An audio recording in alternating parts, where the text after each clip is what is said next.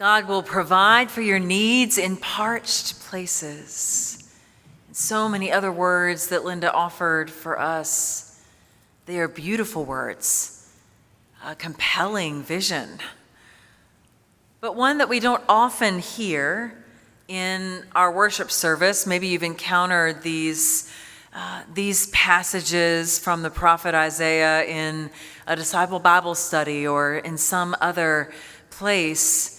But even though Isaiah's words may not always be familiar to us, they are no less powerful because these words are meant for you and me as much as they were meant for the restoration of weary bones in his time, the renewal of tired communities.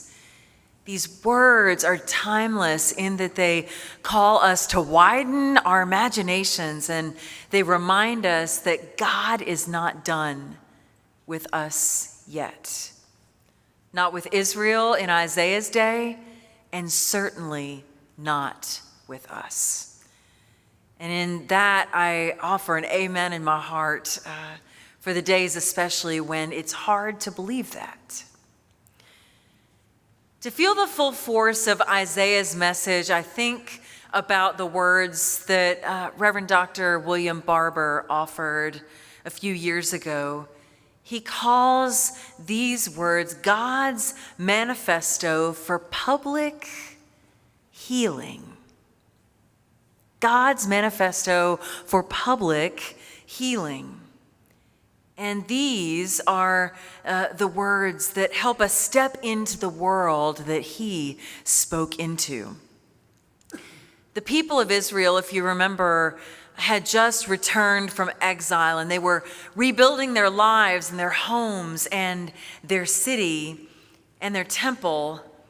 And some people were flourishing and others were barely surviving. There was a whole lot of trauma underneath the surface, exhaustion in the community, economic inequity, and spiritual confusion. Yet worship was happening, just like we are in this space today. They were fasting, they were praying, they were showing up for all the religious rituals with the trappings of a very faith-filled life.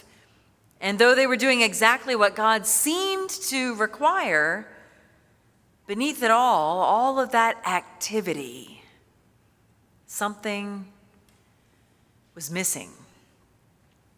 The wealthy were rebuilding quickly while the poor were left behind. Workers were exploited at the time. The hungry were ignored. Rituals were polished. Compassion was neglected. And their prayers rose to heaven while their neighbors languished on earth. So Isaiah, being surrounded by all of this, names this truth, that there was a breach among them. Not a physical breach of a wall, but a moral breach, a spiritual breach, a communal breach between what the people professed and how they lived. In Hebrew, this word of breach can mean myriad of things. It is the broken place in a wall primarily, though. That's often, if not always, how it's used. When we think about a community or especially a city, we think about often they are fortified with walls intended to protect and keep those inside safe, fortified from all of the struggle and trouble that would befall them from external forces. And so this breach, this broken place in the wall where danger can enter, where vulnerability spreads, where the community is no longer protected or whole.